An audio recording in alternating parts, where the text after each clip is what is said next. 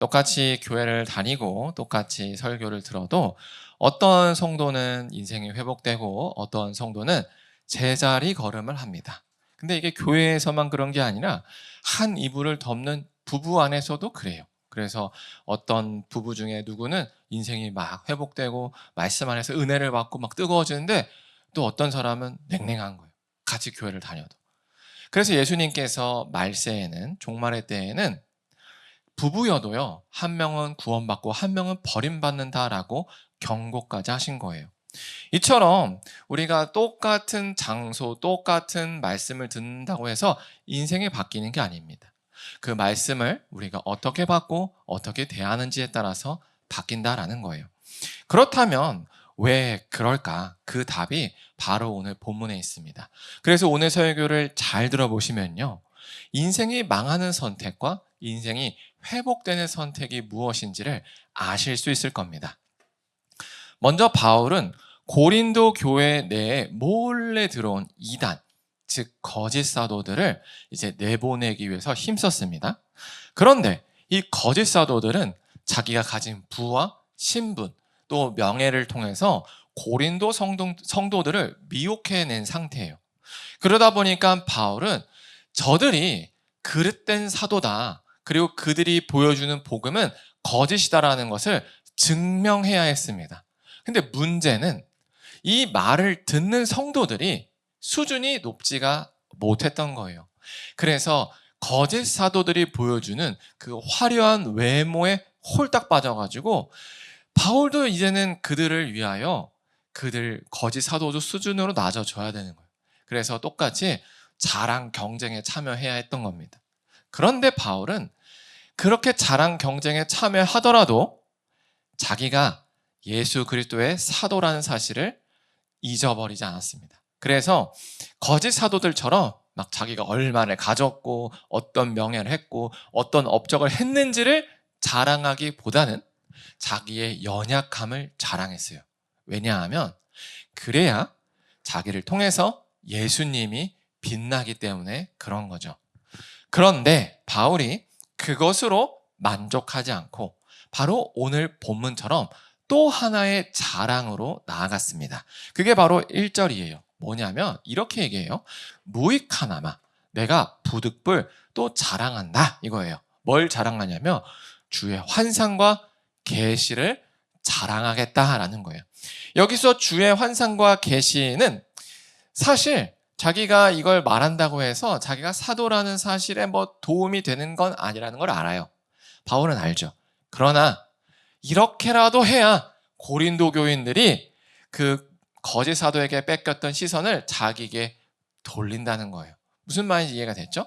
그래서 어쩔 수 없이 자랑한다. 그래서 바울이 뭘 자랑했냐면 바로 2절을 자랑합니다. 내가 그리스도 안에 있는 어떤 한 사람을 안대요. 여기서 그리스도 안에 있는 한 사람은 사실 바울 자신입니다. 그런데 자기라고 표현하지 않아요. 왜냐하면 이런 3인칭 화법이 일종의 당시에 활용됐던 겸손의 표현이에요. 뭐 예를 들면 우리식으로 따지면 이런 게 있어요. 어떤 사람이 이제 여기 연사가 뭐 이런 걸 하는 거죠. 여러분, 제가 어떤 사람을 아는데 키가 181이고 남자고 안경을 썼는데요. 그게 회색 이런 안경을 썼어요. 하면은 여러분이 지금 목사님이 자기 자신을 3인칭으로 말하는구나라고 알듯이 바울이 지금 그렇게 얘기하는 거예요. 이해가 되시죠? 그렇게 바울이 누구를 안다라고 표현하면서 자기를 마치 좀 분리해서 객관적으로 표현하려고 합니다. 근데 뭘 알았냐면은 14년 전에 셋째 하늘에 이끌려갔다라는 거예요.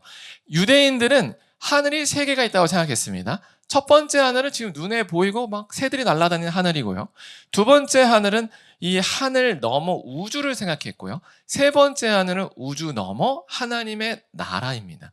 그러니까 바울이 셋째 하늘로 이끌려갔다라는 건 뭘 의미하죠? 바로 바울이 하나님의 나라에 들어갔다라고 얘기하는 겁니다. 그래서 바울이 그 느낌을 설명해요. 근데 그가 몸 안에 있었는지 몸 밖에 있었는지 모르겠어. 그러니까 이끌려갔는데 몸으로 갔는지. 근데 이게 생생함은 거의 몸으로 간 것 같은 거예요. 몸으로. 너무 생생하니까 이거 갔다 온 것 같은 거예요. 진짜 몸으로. 근데 생각해보니까 이게 사람이 이 육체로는 갈 수가 없는데 영이신 하나님 나라에 어떻게 바로 가지? 그러니까 이게 몸 밖으로 유체 이탈한 건가? 이렇게 설명하는 거죠. 난 모르겠다. 근데 하나님은 아신다라고 얘기한 거예요. 근데 우리가 여기서 한번 주목해 봐야 될 거는 뭐냐면 바로 이 14년 전이라는 거예요.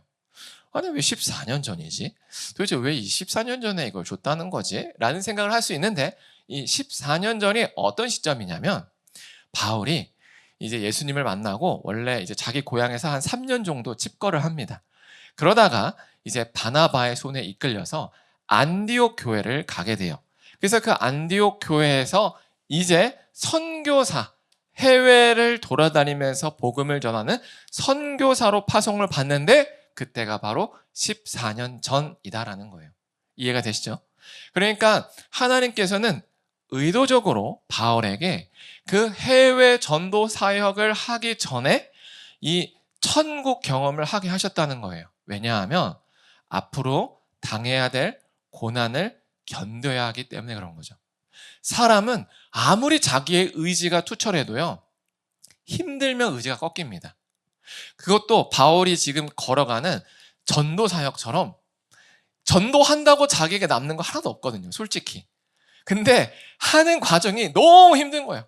매 맞고 바다에 빠지고 굶주리고 춥고 강도 만나고 이러다 보면 아무리 의지가 강해도 내가 지금 뭐 하는 거야?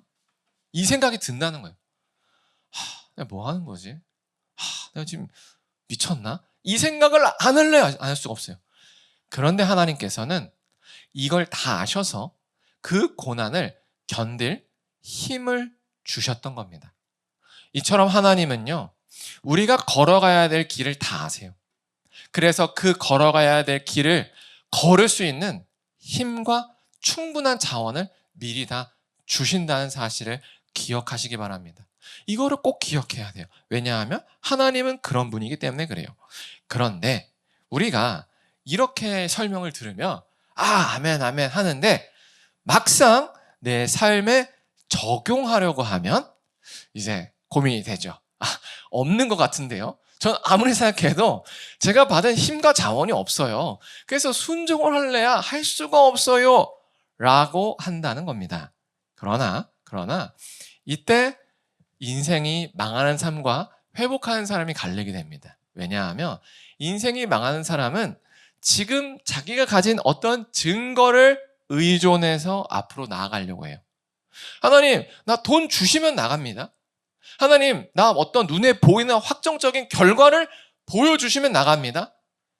이렇게 하는 게 인생이 망하는 사람이에요. 그러나 회복되는 사람은 아니야, 난 이해할 수 없어.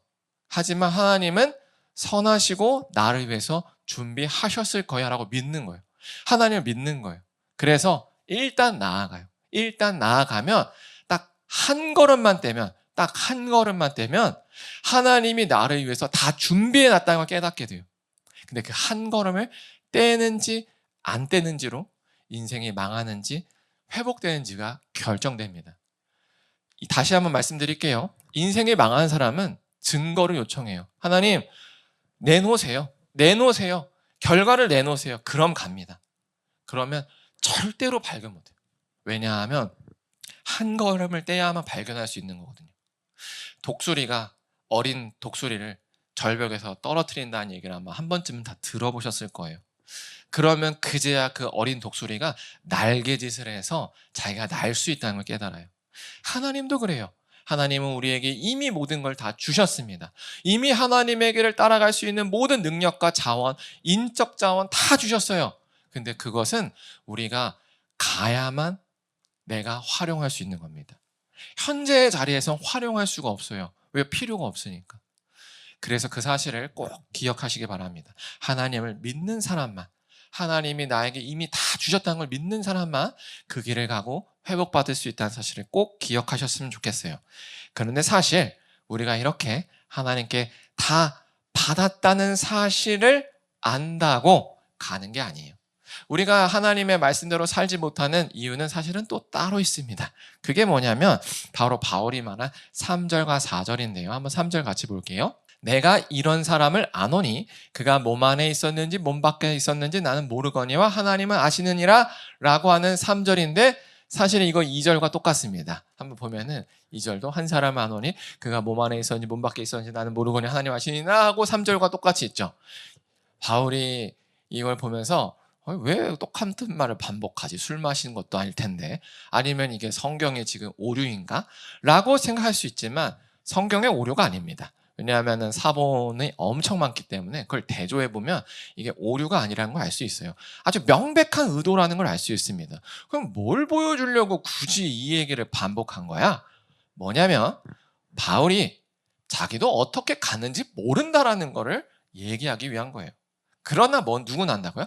하나님은 아신다. 이겁니다. 그걸 보여주고 싶었던 겁니다. 의도적으로 자기도 모르겠어 라는 얘기예요. 그래서 4절을 얘기합니다. 그가 낙원으로 이끌려갔다라고 얘기해요. 다시 한번 얘기하는데 수동형으로 얘기합니다. 그가 낙원에 갔다가 아니라 이끌려갔다라고 얘기해요. 자기의 의지가 아니라 하나님의 강권적인 의지로 갈 수밖에 없었다라고 얘기하는 겁니다. 한마디로 나의 실력이 아니다 이겁니다. 내 실력, 내 영적으로 거룩해서 천국에 갔다 온 게 아니야 라고 얘기하는 거예요. 근데 여러분이 눈치가 빠르다면 4절에 천국이라는 단어가 아니라 낙원이라는 단어가 쓰여 있는 걸 아실 거예요. 근데 이 낙원이라는 단어는 되게 독특한 단어예요. 그래서 신약 성경에 거의 써 있지가 않고 복음서에는 딱 한 군데 써 있습니다. 어디 써 있냐면 누가복음을 보면 예수님이 십자가에 달리시고 옆에 강도가 달려 있거든요. 그때 한 강도는 예수님을 막 비난하는데 어떤 강도는 마지막 순간에 주여 저를 구원해 주세요. 저의 죄를 용서해 주세요. 이때 예수님이 쓴 단어가 바로 낙원이에요. 그게 바로 누가복음 23장 4절인데 한번 같이 읽겠습니다. 시작. 예수께서 이르시되 내가 진실로 내게 이르노니 오늘 내가 나와 함께 낙원에 있으리라 하시니라. 매우 의도적으로 낙원이라 써요. 누가복음을 보면은 누가복음에서는 천국을 뭐라고 얘기하냐면 하나님의 나라라고 씁니다. 다 하나님의 나라라고 써요. 근데 딱 여기만 낙원이라고 쓰여 있어요. 왜냐하면 이걸 구분하기 위해서요. 구분. 천국과 낙원의 구분이에요. 그럼 천국과 낙원이 뭐가 다르냐? 먼저 낙원은 이 카톨릭 성당에서 얘기하는 것처럼 천국도 아니고 지옥도 아니고 그 중간지대가 아닙니다. 다시 한번 말씀드릴게요. 천국과 지옥이 아닌 중간지대가 아니에요. 그런 건 없어요. 천국이거나 지옥이거나예요. 위치가 딱 두 개예요. 천국은 하나님과 함께 하는데 지옥은 하나님이 안 계시는 곳이에요. 아시겠죠? 그러면 이 낙원은 위치상 하나님이 함께 하시는 곳입니다. 근데 왜 구분하는가?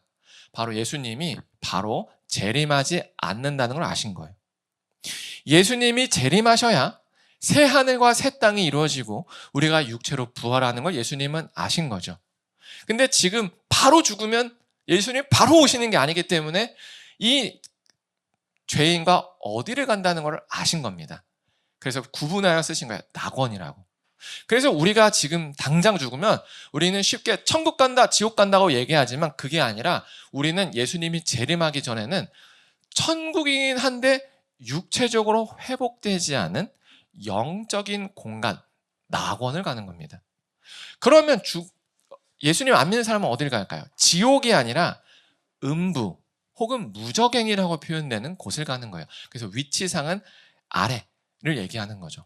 이것처럼 바울도 명확하게 그 사실을 알고서 구분하여 작성한 겁니다. 그래서 본인이 지금 간 곳이 재림 전이기 때문에 그곳 자기가 경험한 것을 낙원이라고 표현한 거예요. 그래서 낙원에 갔다. 근데 거기서 바울이 어떤 계시를 들어요. 환상은 자기가 본 걸 얘기합니다. 계시는 거기서 들은 걸 얘기하는 거예요. 그래서 4절에서 말로 표현할 수 없는 말을 들었대요. 표현할 수 없는 말이래요. 그리고 그 말은 사람이 가히 이르지 못할 말이래요. 바울은요, 얼마나 언어에 천부적이었냐면 신약 성경을 13편이나 쓸 정도로 언어에 능통한 사람이에요. 근데 그조차 이걸 언어로 표현을 못하는 거예요.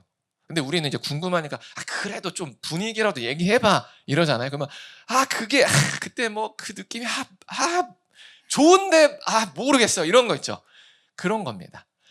왜냐하면 언어라는 아주 작은 이 상자 안에 자기가 본 그 하나님의 거룩함을 담으려면 마치 이런 거예요. 피자에서 토핑 다 걷어내고 그 빵 조각 하나 넣는 느낌이라는 거죠.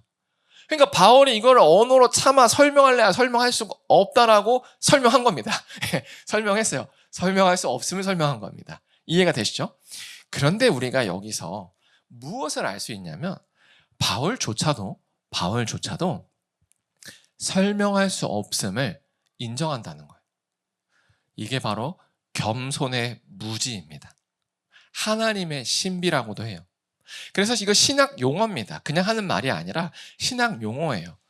겸손의 무지. 우리는 하나님을 다 이해할 수 없습니다. 하나님은 크시고 우리는 너무 작아요. 그래서 우리가 하나님을 다 이해한다는 것은 15cm 아이들의 완구용 자로 지구의 둘레를 재겠다고 대동여지도 한번 그려보겠다고 가는 거와 똑같은 겁니다. 말이 안 되는 거예요. 바닷물을 작은 컵에 다 담을 수 없듯이 하나님의 크신 계획, 하나님의 모든 뜻을 우리가 다 이해할 수가 없다라는 거죠. 바울은 그것을 인정했어요. 자기가 사도임에도 모른다라고 얘기하는 거예요. 왜요? 그게 자기의 위치에 맞기 때문에 그래요. 그게 바로 겸손의 무지입니다. 그래서 우리도 이 하나님의 말씀을 따라가려 할 때 다 이해하려고 하면 안 됩니다. 하나님이 나에게 왜 이 길을 가려고 하는지 이해가 안 돼요. 그걸 이해할 수 있으면 우리가 하나님이죠. 우리는 한 수, 두 수, 세 수를 넘어갈 수가 없습니다. 우리가 고작 볼 수 있는 건 내 당장 가지고 있는 거, 오늘의 내가의 자원을 이해할 수 있는 거지. 이 자원을 넘어 어떤 일이 앞으로 발생될지 말해줘도 모르고 말해준다 한들 그걸 갈 위인들이 아닙니다. 그래서 하나님께서 얘기를 안 해주시는 거예요. 그런데 여전히 이걸 인정하지 않고 아니요, 알아야 가겠습니다. 아니요, 확신하여 가겠습니다. 라고 하는 사람들은 인생이 회복될 수가 없는 거죠. 왜 하나님의 말씀에 순종 못하느냐? 교만해서라는 거예요. 자기가 하나님의 뜻을 이해할 수 없다는 사실을 인정해야 되는 거예요. 겸손의 무지를 받아들여야 돼요. 하나님의 신비를 인정해야 돼요. 그래, 이해해서 가는 게 아니라 가면 이해가 되겠지라는 겁니다. 이런 사람만이 회복된다는 것을 기억하셨으면 좋겠습니다. 그렇다면 이렇게 교만이 꺾인 상태는 어떤 모습일까요? 그 답이 5절에 있습니다. 내가 이런 사람을 위하여 자랑하겠으나 나를 위하여는 약한 것들 외에는 자랑하지 않겠다라고 얘기해요. 지금 바울은 뭐라고 얘기를 하냐면 철저하게 이 환상을 본 사람과 자기를 구분해요. 맞죠? 사실 자기가 봤어요. 자기가 14년 전에 이 전도여행 하기 전에 봤어요. 이걸 알 수 있는 이유는 이후에 나오는 문맥들을 읽으면 알 수밖에 없습니다. 그런데도 불구하고 바울은 의도적으로 구분해요. 그 이유는 바울이 고린도 교인들의 상태를 알았기 때문에 그래요. 고린도 교인들은요, 이런 은사 같은 것에 굉장히 취약했습니다. 그래서 바울이 내가 천국 갔다 왔어 이러면 뭐? 바울이? 우와, 바울이 이렇게 신령했어 라고 하면서 바울에게 주목해요. 이해가 되시죠? 바울에게 주목한다는 거예요. 그러다 보니 바울이 뭐를 하냐면 자기를 드러내지 않기 위해서 자신과 환상을 본 자기의 경험을 분리하는 거예요. 그래야 예수 그리스도만이 자기 안에서 드러나기 때문에 그렇습니다. 이거를 우리가 기억해야 돼요. 그래서 바울은 오히려 연약한 것을 자랑했다라고 하는 거예요. 배려인 거죠. 그리고 6절에서 이렇게 얘기합니다. 내가 만일 자랑하고자 하여도 어리석은 자가 되지 아니할 것은 내가 말한 게 참말이다 라고 해요. 여기서 자랑한다라는 것은 무엇을 자랑하냐면 자기의 연약함이에요. 연약함. 바울이 11장부터 지금까지 자기의 연약함을 자랑했죠. 그 연약함을 자랑해도 나는 사실 어리석지 않아, 부끄럽지 않아 이런 얘기예요. 왜냐하면 나 진짜 연약해 이거예요. 네, 참말이다 이거예요. 바울은 자기 인식을 뭐라고 했냐면 진짜 연약해 라고 했던 겁니다. 원래 바울은 이런 사람이 아니었어요. 원래 바울은 자기를 정말 높은 사람을 생각했습니다. 감히 이런 사람이 바울이었어요. 왜냐하면 바울은 정말로 금수저 물고 태어난 사람이에요. 날 때부터 그 당시에 로마 시민권자였대요. 혈통적으로는 유대인이고요. 그리고 그 유대인으로서도 들어갈 수 있는 최고의 그 선생님 밑에 들어간 거예요. 바리새인. 그래서 거기서 수석을 했겠죠. 그러다 보니 젊은 나이에 유대인 오피니언 리더로 낀 겁니다. 잘났죠. 그러니까 어떻게 돼요? 예수라는 이단의 무리가 나타나니까 혈기등등한 바울이 참을 수가 없는 거예요. 감히 하나님을 무시해? 이러면서 저 예수쟁이들 다 잡아 죽여! 했던 게 바울이었던 거죠. 바울은 이때까지만 해도 사명감에 넘쳤어요. 자기가 생각하기에 자기의 행동이 하나님을 기쁘시게 해드리는 거라고 믿었기 때문에 그렇죠. 그런데 뚜껑을 탁 열어보니까 어때요? 하나님을 기쁘시게 하기는커녕 오히려 자기가 사랑한다던 그 하나님을 박해하고 있던 거예요. 그게 바울이 인생에 경험한 거죠. 그러다 보니 그때 굉장히 큰 충격을 받은 겁니다. 자기가 지금까지 살아온 인생이 다 부정당하는 것처럼 느껴진 거죠. 그리고 그때부터 자기의 판단을 믿지 않은 겁니다. 아, 나는 무엇이 옳은지도 모르는 그런 동물과 같구나. 그래서 나에게는 예수 그리스도라는 명확한 기준이 필요하구나. 그분의 말씀만이 나의 삶을 옳은 길로 인도하는구나라고 확신한 겁니다. 그래서 바울은 전도를 할 때도 자기가 드러나기를 원하지 않았어요. 왜요? 자기를 통해서 따라오면 다 지옥 갈 게 뻔하거든요. 자기가 전하는 예수 그리스도를 따라가게 해야 나도 살고 그들도 산다는 걸 안 겁니다. 그래서 연약한 걸 자랑한 거예요. 이해가 되시죠? 그러나 거짓 사도들은 그러지 않은 거죠. 자기를 통해서 예수님이 드러나는 게 아니라 예수님을 이용해서라도 자기를 빛내고 싶었던 겁니다. 이게 바로 다른 점이죠. 그래서 바울은 의도적으로 환상의 그 모습과 자기를 구분한 거예요. 자기가 천국 갔다 왔다 하면은 고린도 교인들이 우와 바울님은 진짜 신령하구나 하면서 6절 하반절처럼 누가 나를 보는 바보다 듣는 바보다 지나치게 나를 대단하게 생각해서 나를 따라올까 두렵다는 겁니다. 이해가 되시죠? 이것처럼 우리도 무엇을 알아야 되냐면 참된 그리스도인들은 자기를 신뢰하지 않아요. 인생이 회복되는 그리스도인들은 자기를 신뢰하지 않습니다. 자기의 계획, 자기의 생각, 자기의 의지력 신뢰하지 않아요. 왜요? 망해봤으니까. 그거 의지하다가. 근데 인생이 망하는 사람들은요. 망했어도 여전히 그거 붙듭니다. 지금 내 인생이 여기까지 와서 힘들게 되는 그 인생의 진짜 파산 상태까지 가도요. 자기의 계획, 자기의 의지, 자기의 생각을 포기를 못해요. A안이 실패했으면 B안, B, C, D 어디까지요? Z까지 가는 거예요.